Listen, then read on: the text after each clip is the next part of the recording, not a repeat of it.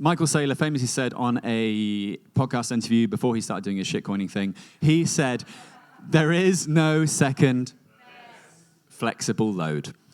So this is my segue to Javier's talk this afternoon, which is called There is no second best flexible load. He represents Brains, which if you're not mining and using Stratum V2 via Brains, what are you doing with your life? Please do use Brains. Javier, the floor is yours.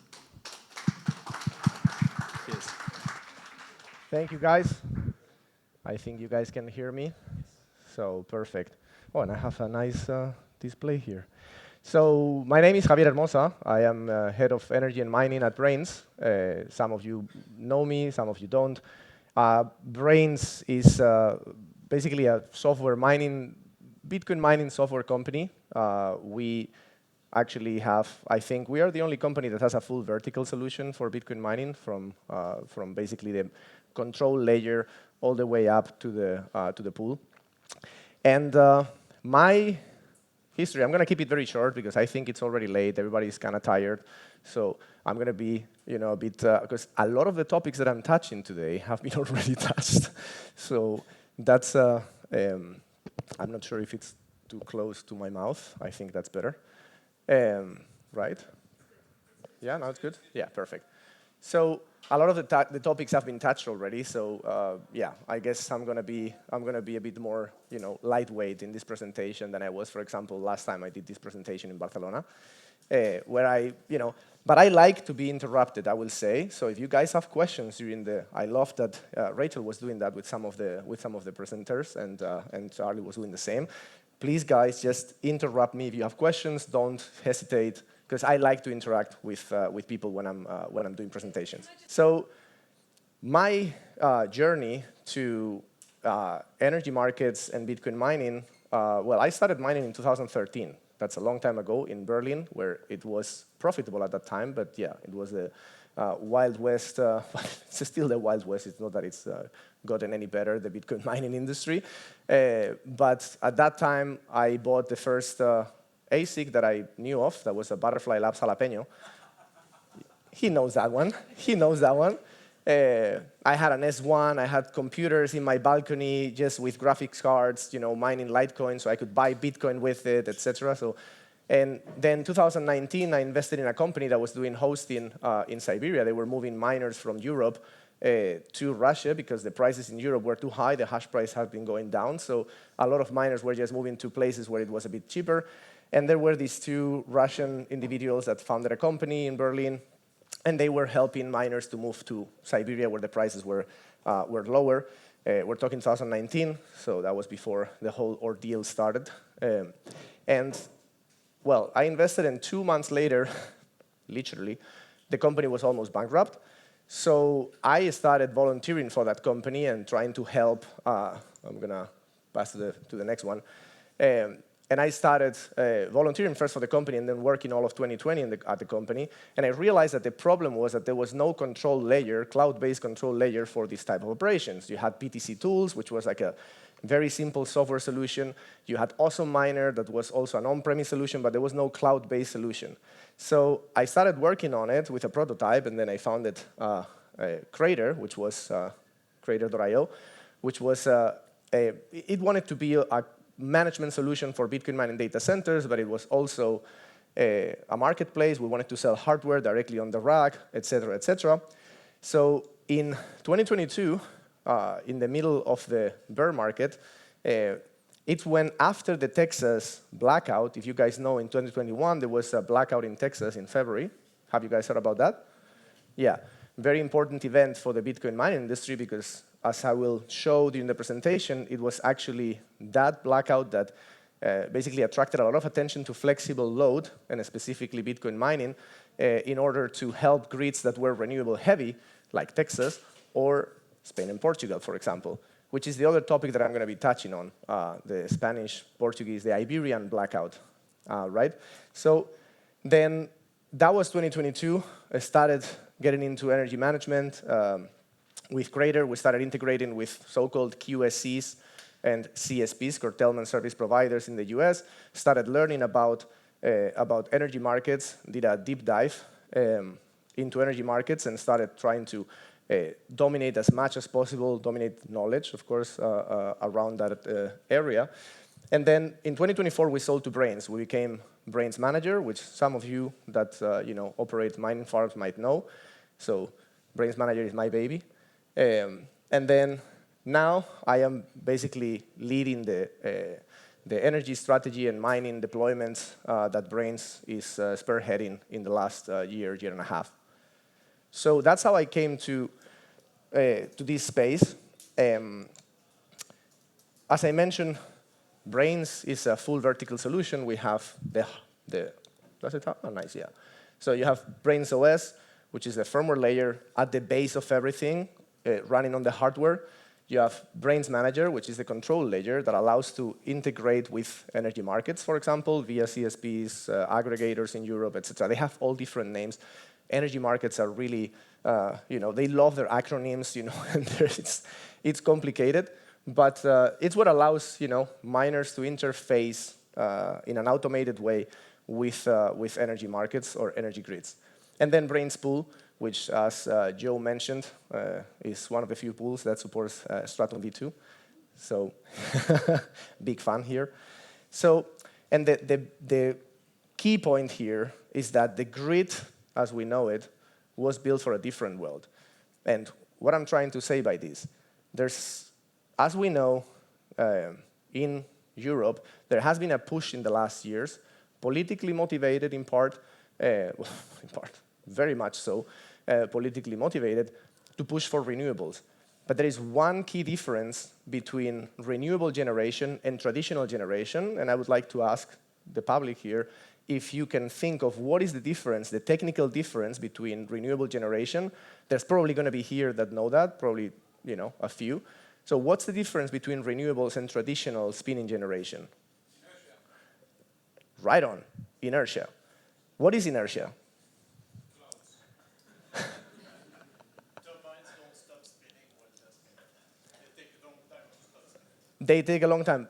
Well, yes, that happens because they're normally also connected to big flywheels that are actually accumulating or that store, let's say, energy in them in the form of angular momentum, right? So inertial generation types is coal and gas, for example, where you have spinning turbines, and the rotational mass absorbs those shocks, as you well said. You have gas turbines, which are normally used as peaker plants. We will get to that. Bastian mentioned something about voltage and how inertia is actually very important for voltage, not so much for current. We have nuclear, which is actually the one that has the most inertia because it has enormous turbines that are moving enormous flywheels that can keep those electrons flowing back and forth in the grid a longer period of time when there's a disturbance. And we're going to get there to explain what a disturbance is and how inertia works with a very nice example, also hydro, of course, that Paulo was mentioning before. We're going to get to why inertia is very important and how inertia relates to both the event in Texas and the event in Spain, and how Bitcoin mining could help actually to support grids that have lower inertia, like renewables-rich grids, like Spain and Portugal, most of Europe, Germany, etc. So this is my bathtub analogy. So if the grid is in a balanced state, we're going to have a tap that's producing, those are the generation, it's the faucet, right? And we have almost an equal, and this is one of the most fascinating things about grids, or the things that most fascinate me, which is the fact that you can't really, you can store electrons, but the demand and the supply and the demand have to be matched in real time continuously to maintain the grid stable, right? You need to keep those 60 hertz in the US, 50 hertz in Europe. You need to keep that constant. If you get off that range of 50 or 60 hertz, there's going to be disconnections and you risk a blackout, right? So what is the frequency in this bathtub analogy? The level, okay? That level is the frequency, and it needs to be possibly, or as much as possibly, constant, right? Now, what is inertia in this whole thing? So the bathtub, we said, is the grid. The water level is the frequency, right? The tap or faucet is the generation, and the drain is consumption. The bathtub size is the inertia of the grid. So what happens if we have a bigger bathtub? The level will change slowly, and then operators have more time to respond, right? That means lower blackout risk. So when we look at the grid in a balanced state, as we said, we have a steady 60 hertz, nothing's happening, everything is good. But if we have, for example, a disturbance, and that can happen any day, a power plant trips, if we have a small bathtub, and I hope that this bathtub is significantly smaller on screen than this one, what do you guys think is going to happen with the low grid inertia when we have a smaller bathtub? What's going to happen with the level, which is the frequency? If we stop the faucet from flowing water into that bathtub, what's going to happen if we keep the drain open and it's the same size as it was before, compared to when the bathtub is bigger? What will happen with the level? It will go down faster or slower if the bathtub is small? It will go down faster because you have less volume. So the bigger the volume of that bathtub, that means the bigger the inertia we have in the system, the longer time it will take for the frequency to reach a level that is dangerous for the grid, where plants will start tripping. Does that make sense? Any questions so far? Nice. So as we mentioned, there was this political push for renewables in the last 15 years, 20 years. We can discuss if it's a real problem or not, or if we really need to move on from fossil fuels or not. It doesn't matter, but that happened. The problem is there already. We have already built all this renewable generation in our grids, and there's no way back. And actually, the problem is that we build it in a way that, well, these guys use inverters, okay? Why? Because, and I know for wind it sounds a bit counterintuitive, but it's also the case for wind. Wind is produced in DC. And then, well, it's actually produced in AC, then it's converted to DC, and then it's converted to AC again, because you cannot really control the speed of the wings of the turbine.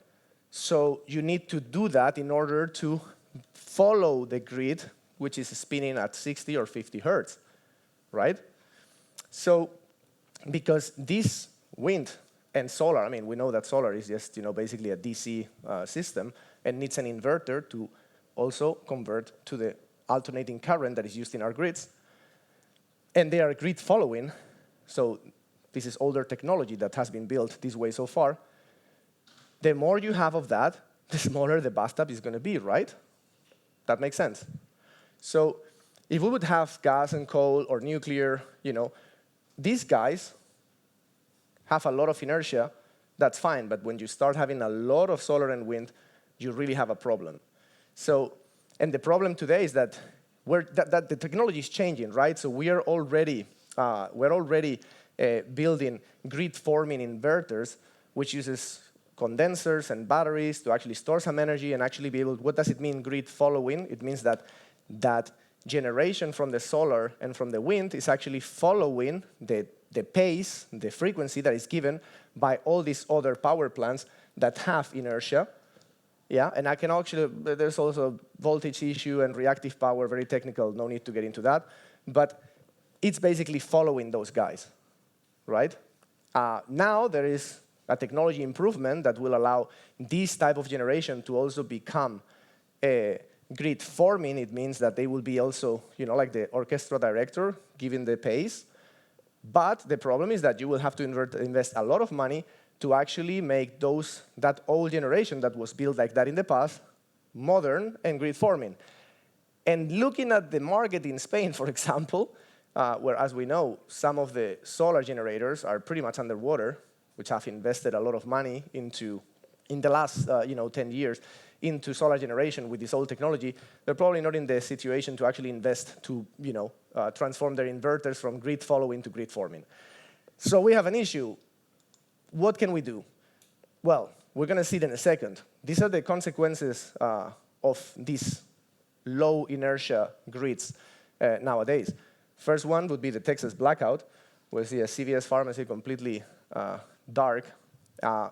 This didn't end as bad as the Iberian blackout, in the sense of like what you can see here is that, so in black is where you have counties where the full, all the power was out, and then you have other counties in which you still had some power running. So they were very, very close to the full blackout. They didn't get there.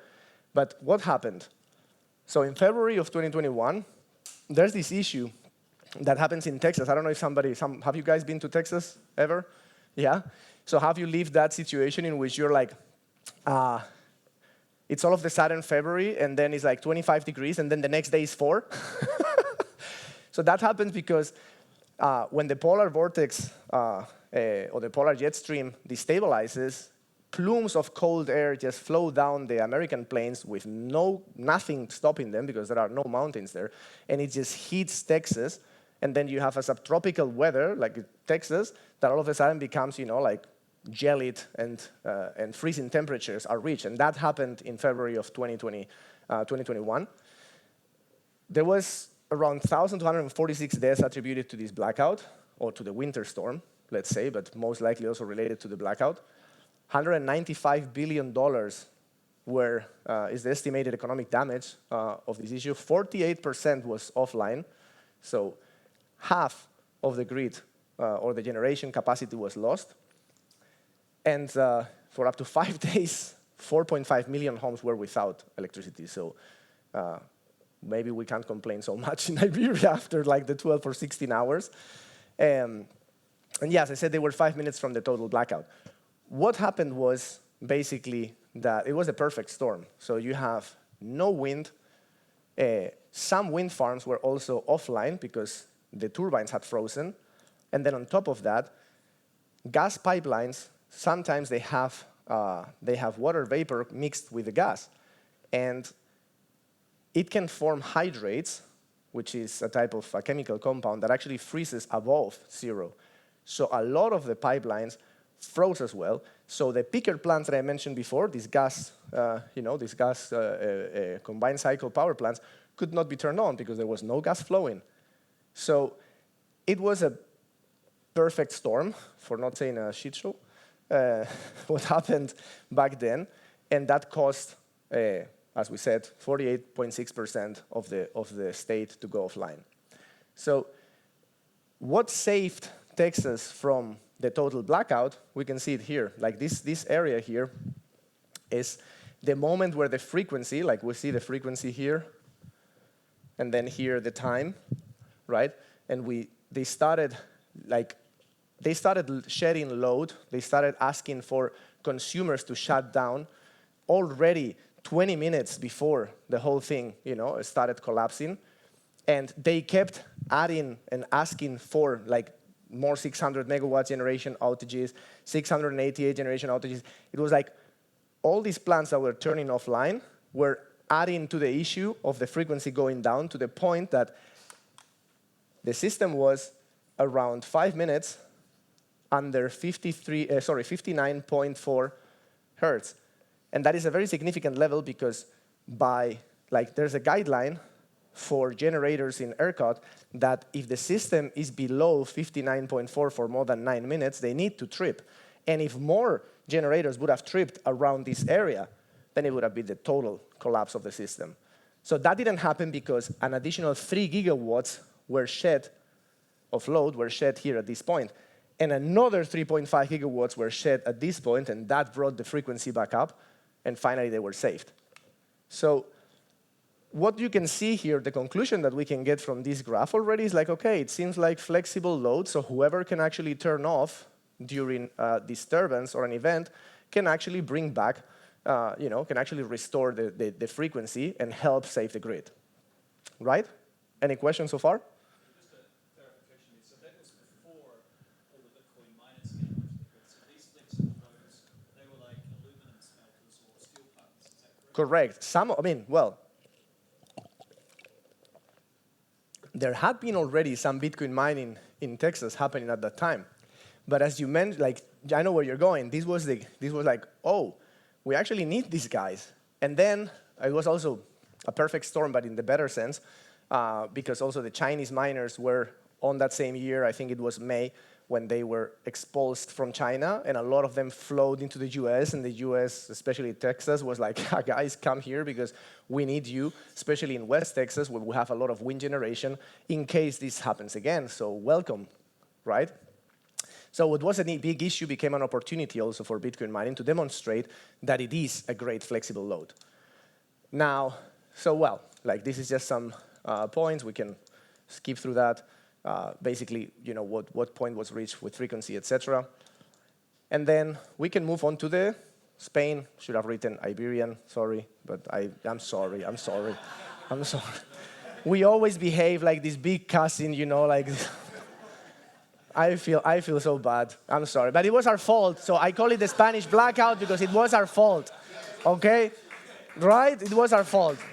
So I admit it. I wasn't living in Spain at the time, but it's fine.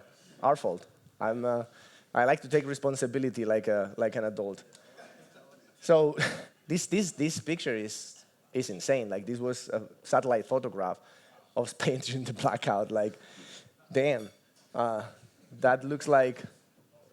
But yeah, I was gonna say it looks like a communist country. Sorry, nothing against communism, but facts. So people, you know, like trying to buy salami revilla for free probably, because who's going to pay for that? It's unrefrigerated. Anyway, what happened on April 28th of last year? So this is a different case to the case in Texas. Texas was unable to spin up the peaker plants that were necessary because of the frozen pipelines, as I mentioned. But I think it was Bastian who already mentioned that the Spanish example is a bit different. It wasn't a frequency event. It became a frequency event after a voltage event happened. The voltage event happened because of the grid following characteristics that I mentioned before from inverters that are used in renewable generation. Does that make sense?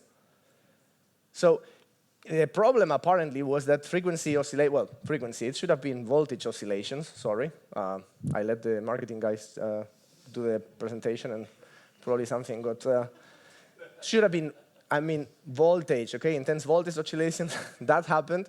And then the grid went into tailspin, the frequency dropped below 49 hertz, and then in 30 seconds, 2 gigawatts disconnected, and then that was just the last nail on the coffin.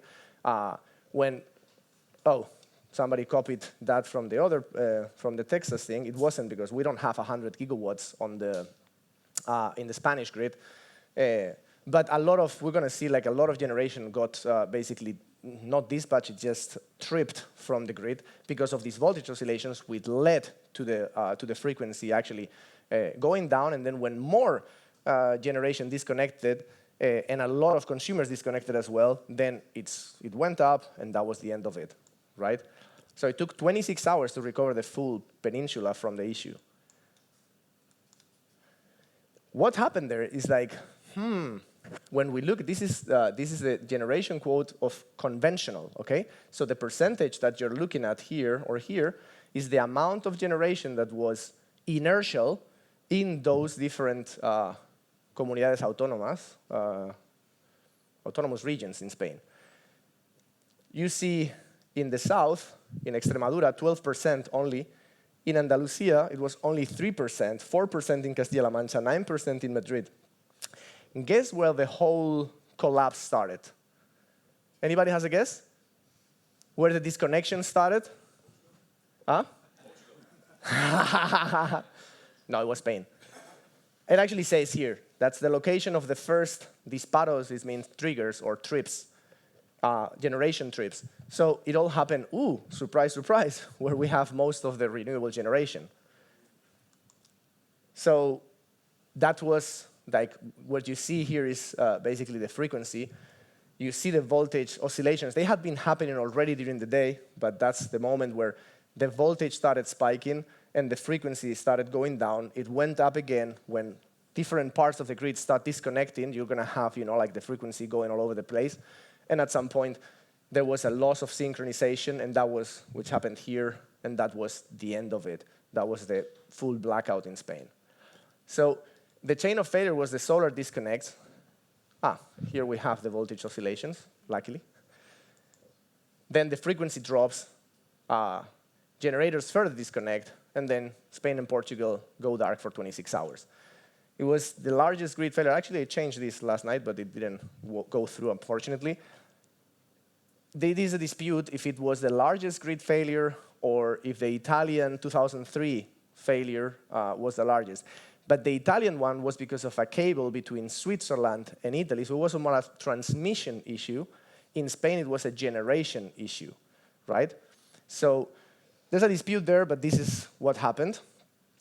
Now, the root cause was too much inverter-based generation, insufficient inertial reserves, because not only you need that to buffer the frequency oscillations, because with the problem is a problem of voltage, is that these grid-following inverters, they cannot push voltage into the grid. They can only push current.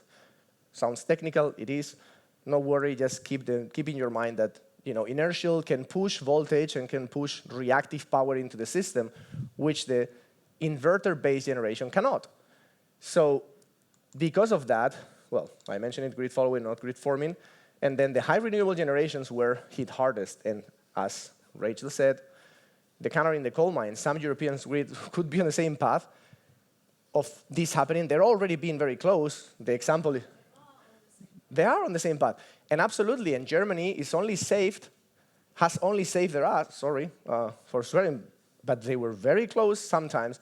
They've only been saved by their neighboring countries because it's not an island or a semi-island like Spain and Portugal, right? That is only interconnected to France through, a number of interconnections.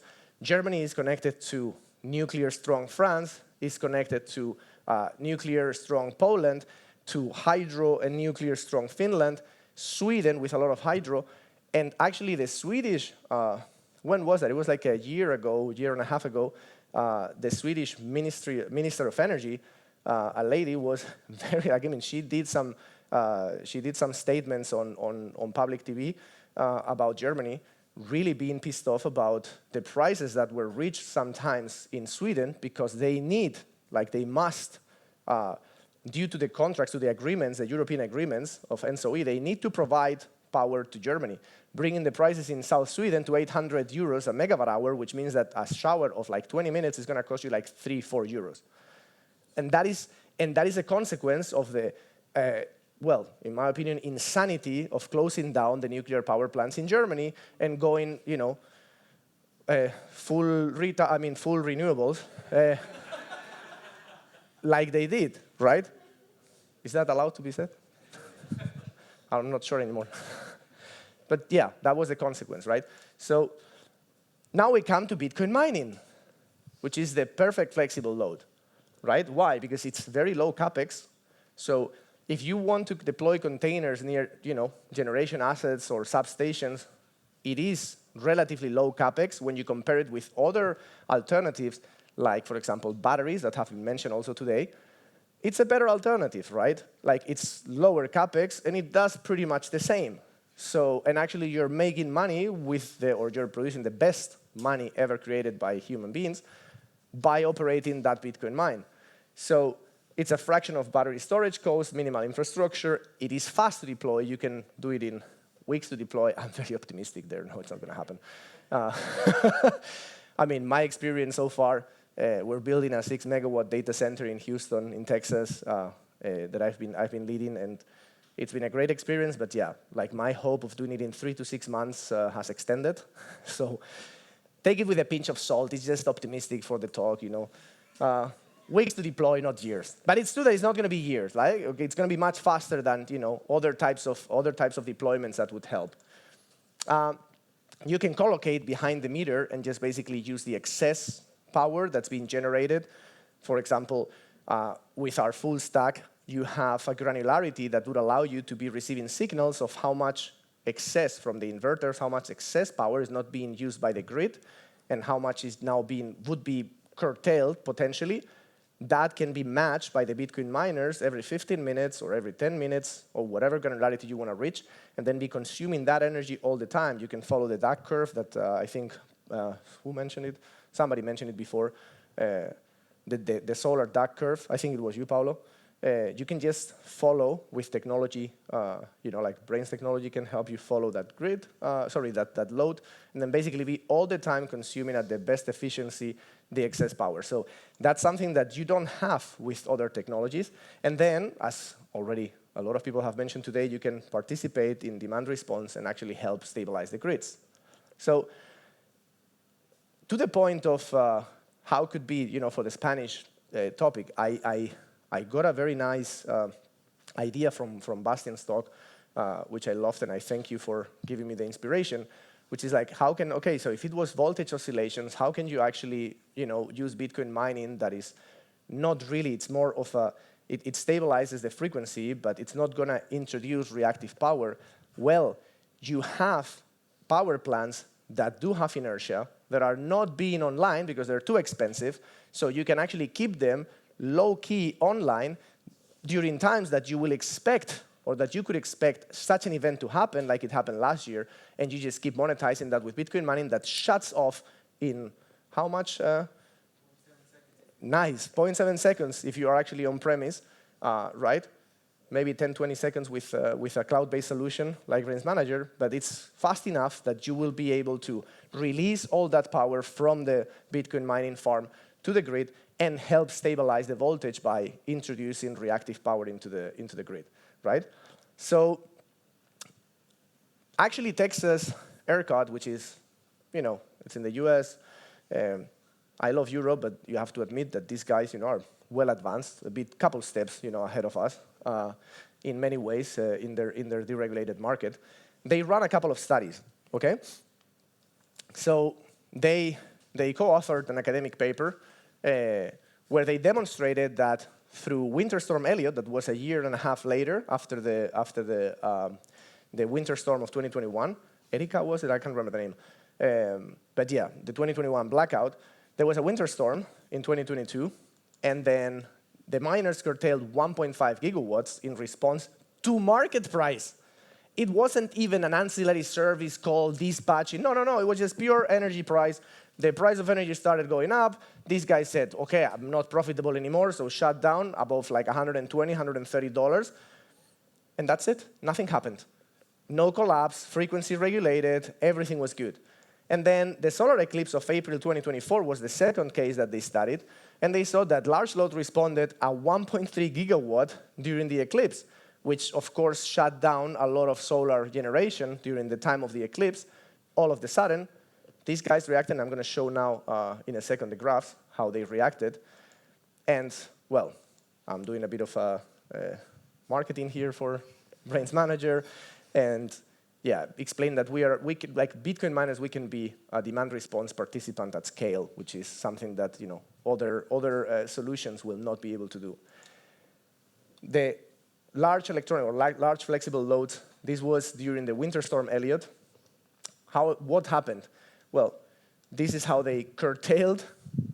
Even before, probably we're using some kind of forecasting, even before the price started spiking, they started shutting down. They turned off, price spiked.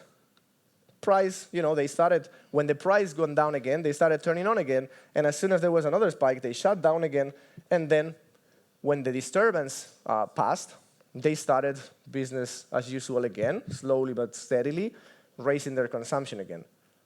Probably some of them were still dispatched, maybe through ancillary services, that's why the consumption didn't grow back to where it was, but still, it was just a pure price response, which is, for people that are working in energy markets like myself, like it's fascinating. It's like, okay, like this actually a free market works, no, it seems. And then during the solar eclipse, like the large loads also responded in a similar way. That was the approximate average break-even price. And as soon as the price started spiking, they started shutting down.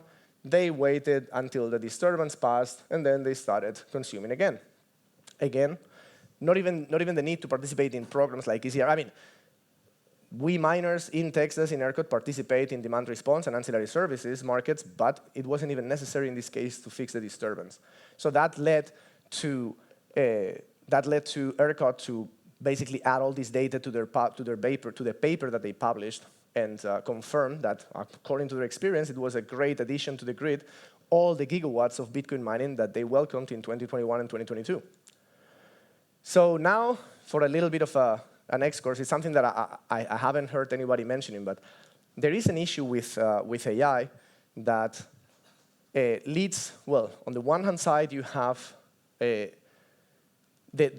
requirement of AI, especially when they're doing learning.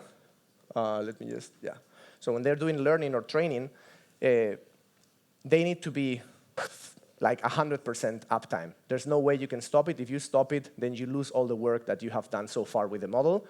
And therefore, you need that 99.99999% uptime SLA. So you need to connect, you ideally want to connect to the grid. But the grids now have a humongous queue, right? On the one hand side. And then there's another problem, which is harmonic interference which is happening with AI inference. So once you've already trained your model, you start doing inference, which is when you say, hello, Claude, and then you're wasting, like 2 euros of energy just for nothing. That inference, these can be actually interrupted, partly. I mean, both of them can be moduled by changing the frequency and voltage of the graphics of the GPUs. So there is a way to actually modulate them. They just don't have the incentive at the moment because they make too much money with their products to be incentivized to actually participate in ancillary services or curtail at any point in time. But the problem with harmonics or interference in the grid, and the problem with the queue can be solved by collocating Bitcoin miners and batteries with AI loads, right? So, for example, I'm going to show why am I talking about these 12 megawatts. The Bitcoin mining and the battery storage is more expensive than Bitcoin mining. Battery storage can act as a fast-acting buffer, and then Bitcoin mining as a slow-acting buffer to dampen the changes and keep the load continuous. Because the problem with inference is that because the loads are going up and down very fast, in even sub-second times, you get all these harmonics put into the grid, which actually break, capacitors in fridges and other electronics get damaged, or electric devices, they can get damaged when they're plugged to a grid that has a lot of harmonic disturbance. So to avoid that, you can basically, I'll go back in a second. So if you have the base load aggregated as 12 megawatts, and then you have your miners being the blue line, the battery being in the red line, and the AI load being the yellow line, you were mining, right? The AI load gets work. It starts rising its consumption. The battery is giving that load to the AI rigs. Bitcoin mining that takes a little bit longer to respond starts basically curtailing itself. The battery goes down to 0. Then if there is normally AI rigs peak when they receive load, they will peak for a few seconds or for a few milliseconds, and then they go down again. Then you will have them going down to base load, to basically their normal consumption. Let's get, it's an example, right? 3 megawatts. That will be captured again by the battery, will be charging, in this case, charging itself. And then the Bitcoin miner will follow after the battery. So with this solution, for example, which I know a couple of companies that are working in a similar solution, you will get faster load study approved because you are flexible. You can just shut down the mining whenever it's necessary, whenever the grid wants you to shut down the miner. You can become in what they call in ERCOT a CLR, a controllable load resource, and that is very valuable for the grid. So that will lead to approving your load much faster. And then on other places like Virginia, for example, where I know that AI data centers are unwelcome because of the harmonics problem, this kind of solution will be a kind of like grid-friendly AI deployment, which will keep your load continuous and will be capturing continuously that variability from inference. So that's another application to reach the, let's say, goal of achieving AGI in the next 10 years. Will Bitcoin mining, I'm pretty sure it's going to be playing a huge role in that. So to conclude, there's no second best. Thank you, guys.